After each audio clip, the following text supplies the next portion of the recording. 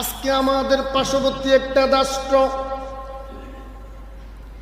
আমরা ইসরায়েলের জন্য বাংলাদেশের জেলায় জেলায়, উপজেলায়, ইউনিয়নে, বাজারে বাজারে মিছিল, লং মার্চ চলতেছে।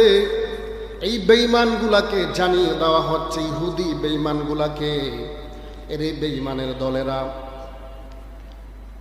মানুষগুলোকে একমাত্র মারার কারণ হলো কি, তারা মুসলমান। এই বেঈমানগুলো আমার মুসলমান ভাইগুলাকে নির্যাতিত নিপীড়িত করতেছেন দিনের পর দিন, মাসের পর মাস। নামাজ পড়তেছে, নামাজ পড়া অবস্থায় তাদের বোমা হামলা। আমার আল্লাহ সব কিছু দেখতেছে। আল্লাহ পাক ইচ্ছা করলে সেকেন্ডের মধ্যে উল্টিয়ে দিতে পারে, কিন্তু না, তোমরা কতটুকু করবা, কতটুকু যাইবা, আমার আল্লাহ দেখবে।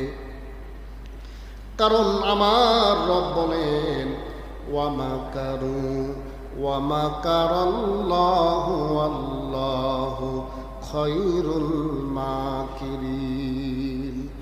এর বেঈমানেরা মুসলমানদের জন্য যতই ষড়যন্ত্র করো, মনে রাখবা আমি আল্লাহ হলাম উত্তম পরিকল্পনাকারী। আমার আল্লাহ ধরে ধরে ধরে না, ধরলে কিন্তু ছাড়ে না।